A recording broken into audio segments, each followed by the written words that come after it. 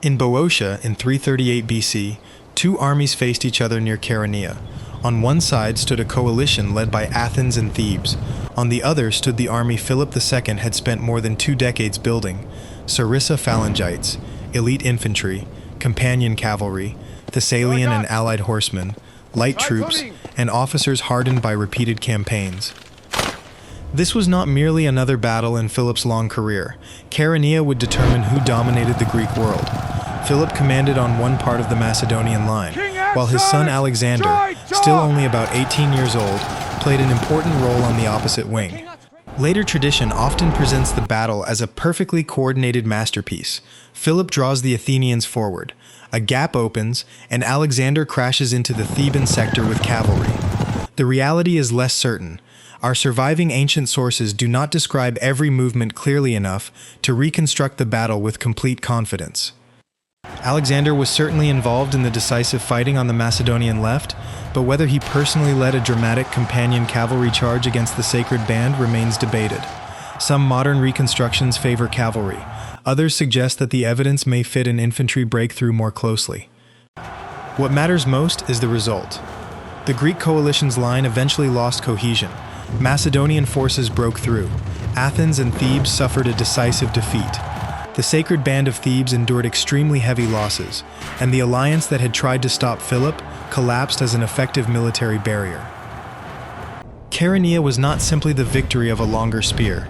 The Sarissa phalanx mattered, but so did cavalry, elite infantry, light troops, experienced officers, and the ability to coordinate different arms under battlefield pressure. Philip had spent years turning these separate elements into a military system capable of creating opportunities and exploiting them.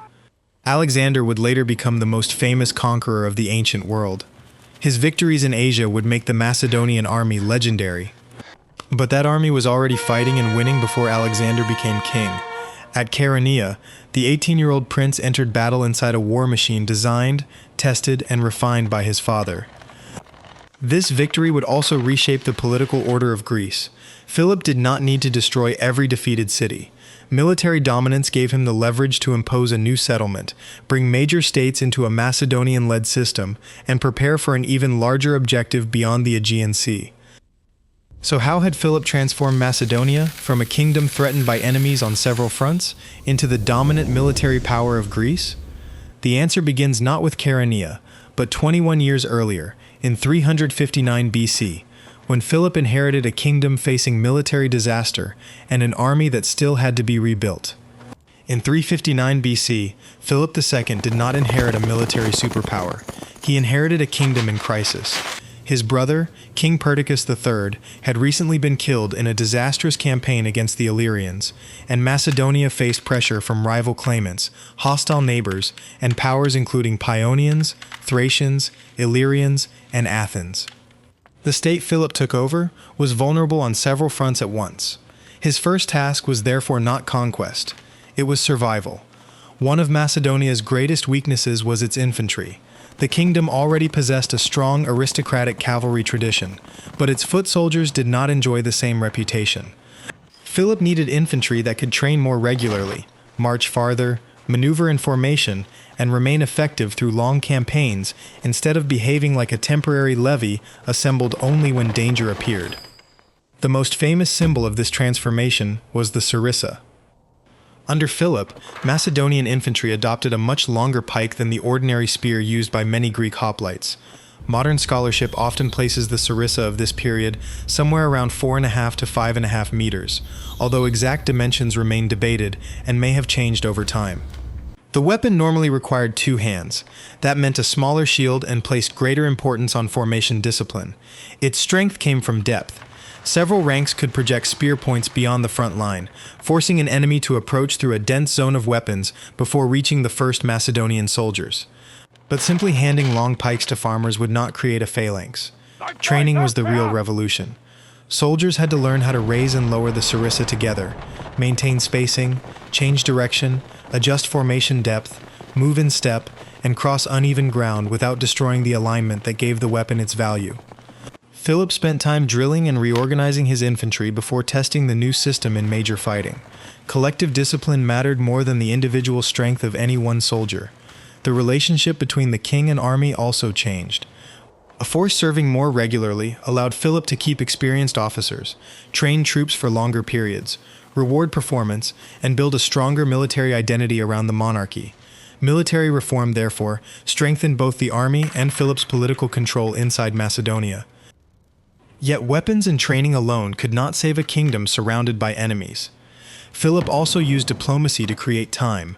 He negotiated agreements, paid money when useful, arranged marriages, made temporary concessions, and tried to isolate threats instead of fighting every opponent simultaneously. This was not separate from his military reform. It was what allowed that reform to happen.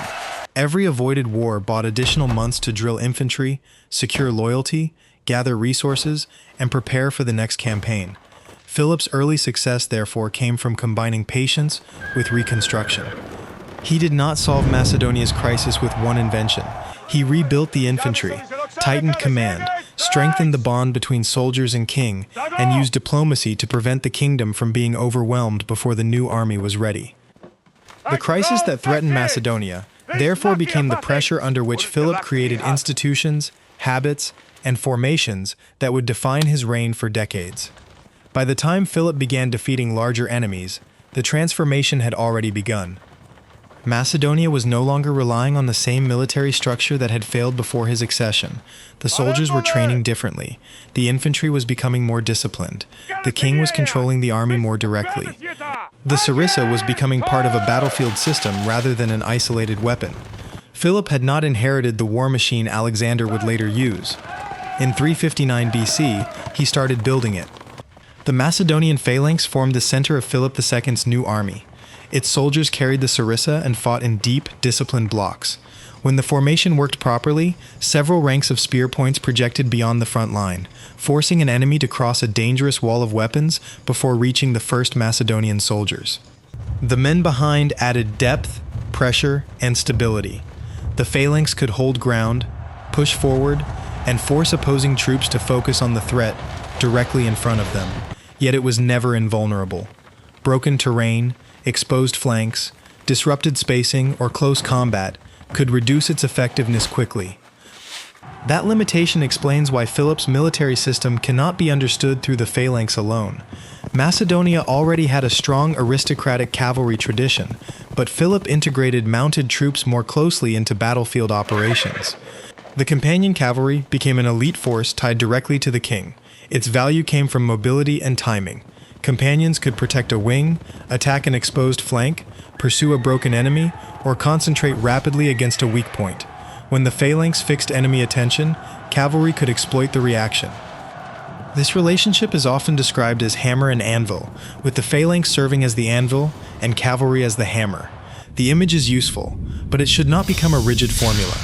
Philip did not fight every battle in exactly the same way.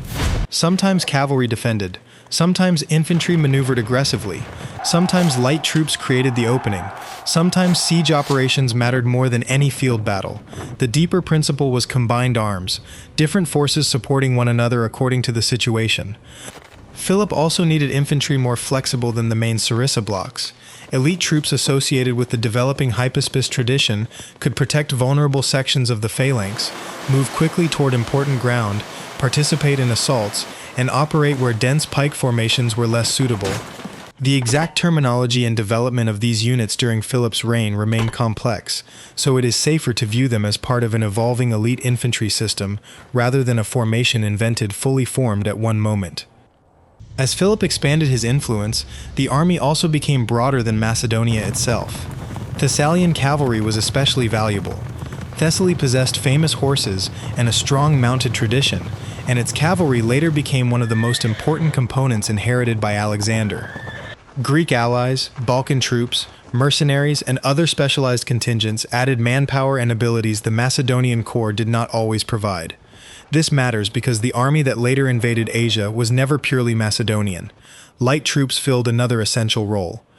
Javelin throwers, archers, scouts, and lighter cavalry could screen the army, harass opponents, occupy difficult ground, protect flanks, gather information, and pursue enemies who had lost formation. They allowed the heavier phalanx and cavalry to reach battle under better conditions. Without them, the famous arms of Philip's army would have been far more vulnerable to ambush, rough terrain, and mobile enemies. Philip's reforms also extended beyond the open battlefield. Macedonia developed a stronger capacity for siege warfare. Engineers, artillery, siege towers, rams, and other machines became increasingly important during campaigns against fortified cities. Philip did not invent artillery, which already existed in the Greek world, but he helped make engineering and siegecraft regular components of Macedonian campaigning. Operations against places such as Olynthus and later Perinthus demonstrated that territorial expansion required the ability to break walls as well as defeat armies. This transformed Macedonia from a battle army into a campaign army. A larger and more professional force also created enormous logistical demands. Phalangites needed food. Cavalry needed horses, fodder, replacement mounts, and equipment. Siege engineers needed timber, tools, skilled labor, and transport. Mercenaries expected pay. Long campaigns required roads, pack animals, supply points, money, and administrators capable of keeping resources moving. Philip's expanding territory and revenues gave him a stronger material base for these operations. Military reform therefore depended on political and economic growth, just as conquest later increased the resources available for further war. Command experience was another advantage. Philip's officers did not learn warfare from theory alone.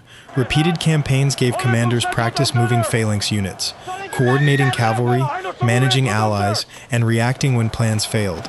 That accumulated experience mattered because combined arms required timely decisions. An army with many troop types was only useful if commanders understood how to make them cooperate under battlefield pressure. The most important change was not the Sarissa by itself. Philip created a structure in which the Sarissa could succeed because other forces protected its weaknesses. The phalanx fixed enemy attention. Cavalry provided speed and shock. Elite infantry connected heavy formations with more mobile operations. Light troops screened and harassed. Allies added specialized capabilities. Engineers attacked fortified cities. Experienced officers coordinated forces that had learned through years of campaigning.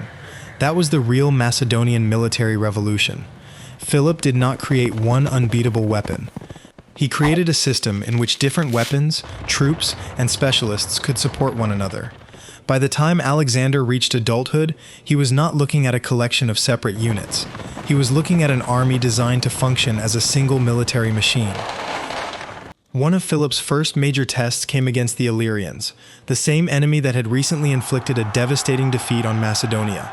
This confrontation mattered because it showed whether the new infantry system could survive outside the training ground. Philip had used precious time to reorganize and drill his soldiers, and early campaigning gave the reformed phalanx its first serious examination. Success against the Illyrians demonstrated that Macedonian infantry was no longer merely a weakness to be protected.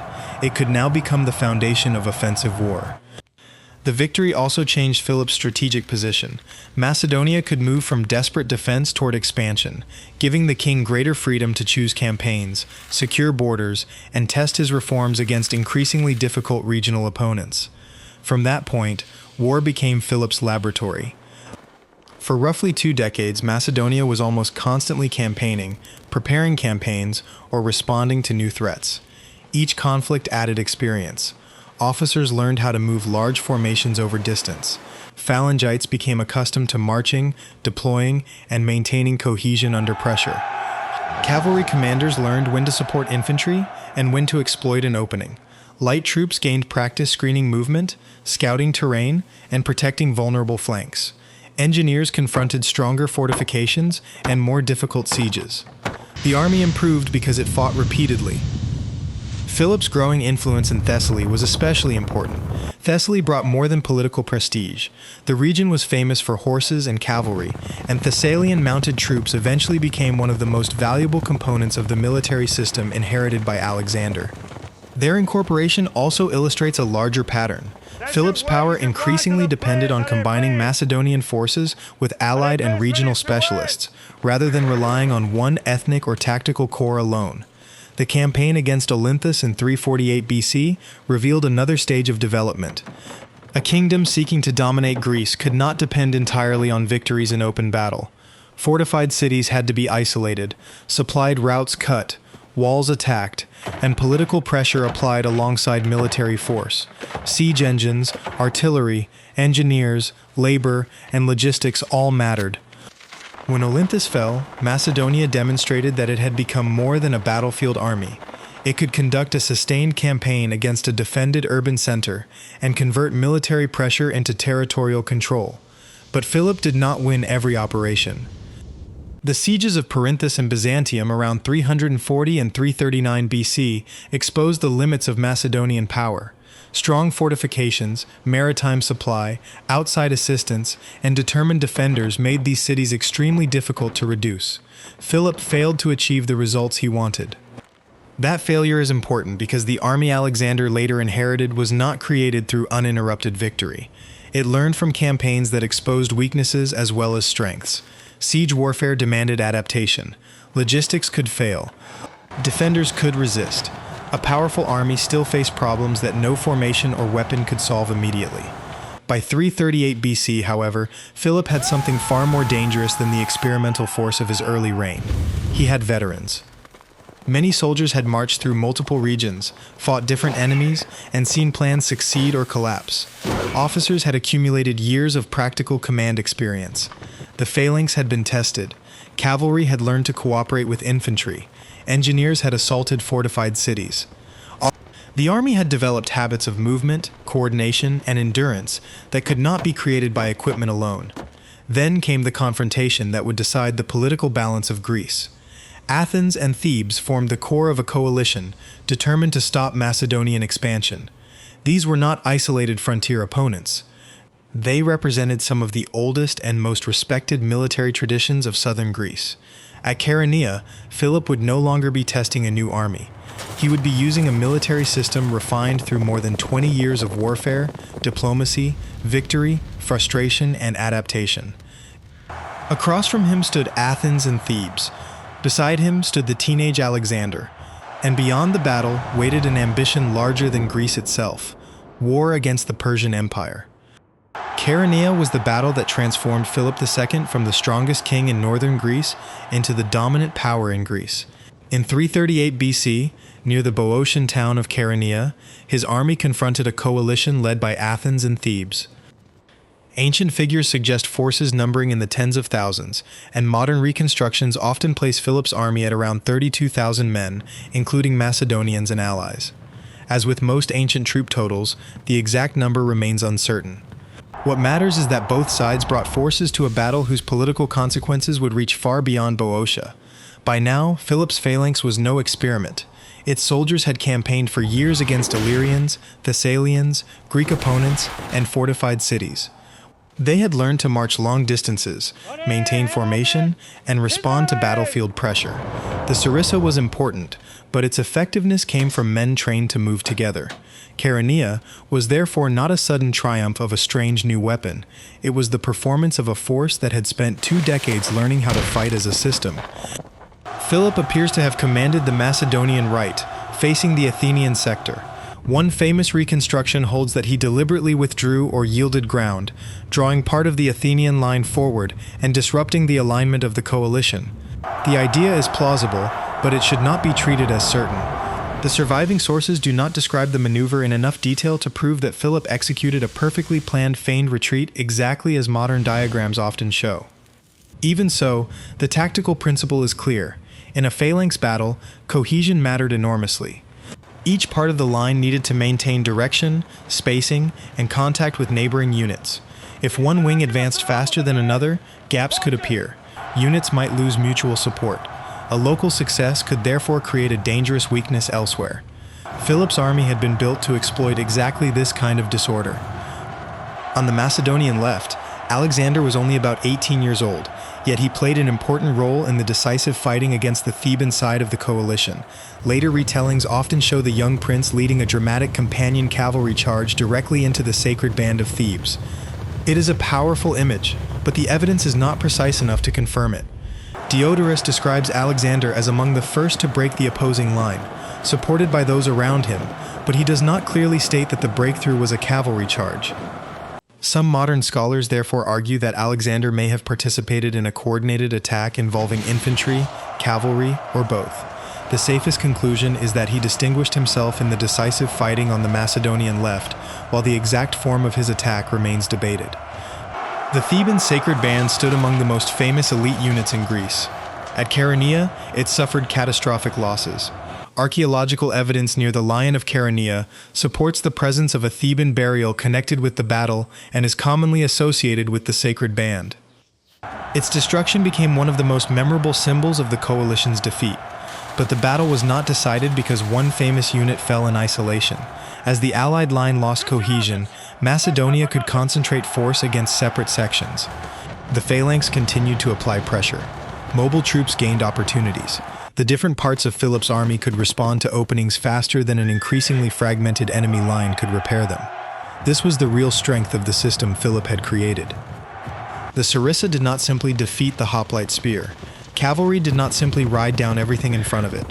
Victory came from creating a problem, recognizing the enemy's reaction, and exploiting the moment when cohesion failed.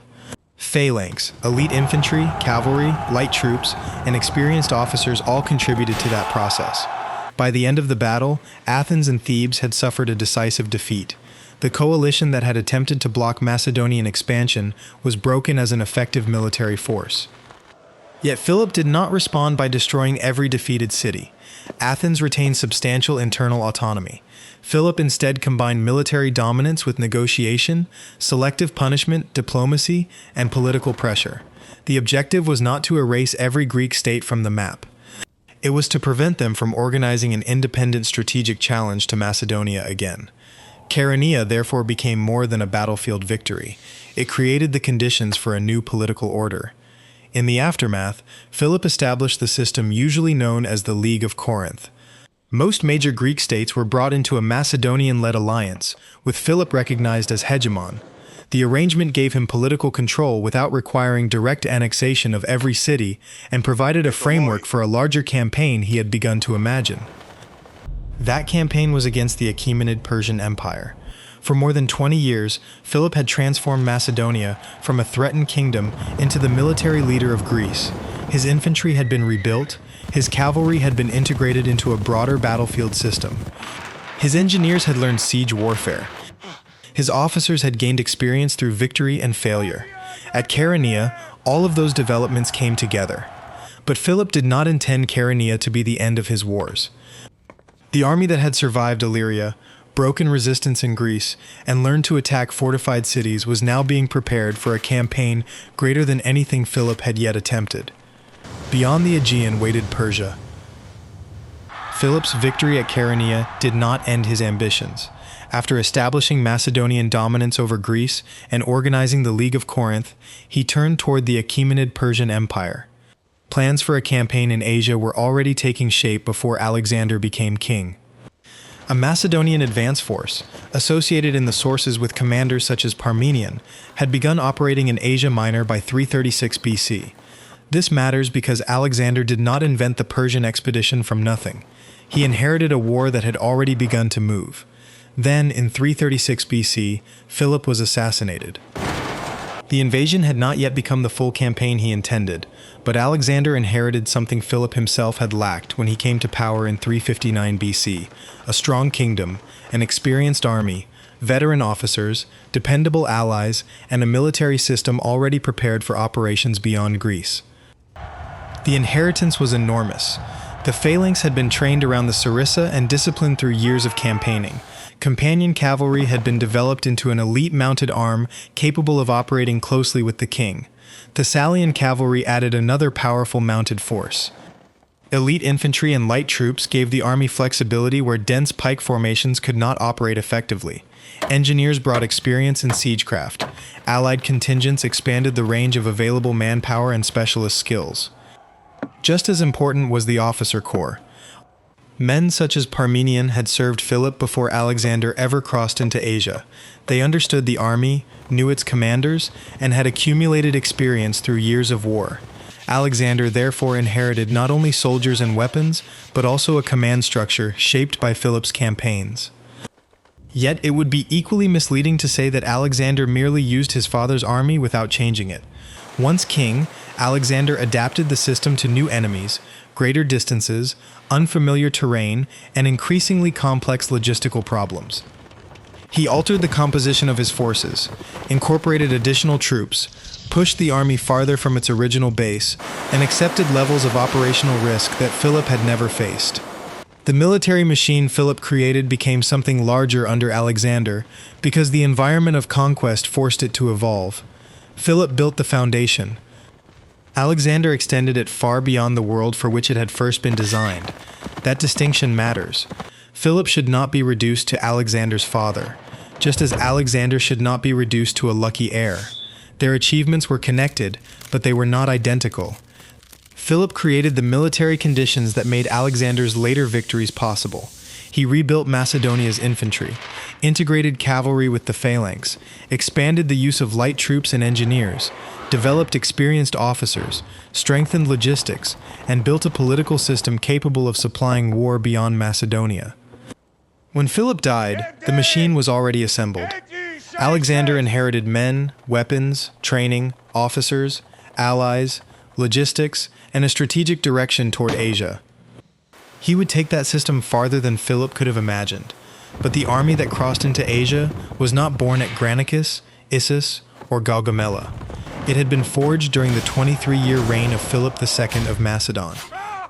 Without Philip's reforms, Alexander would still have possessed talent and ambition, but he would not have inherited the seasoned combined arms force that made rapid conquest possible across Asia. Alexander became famous for using the Macedonian war machine. Philip deserves to be remembered for building it.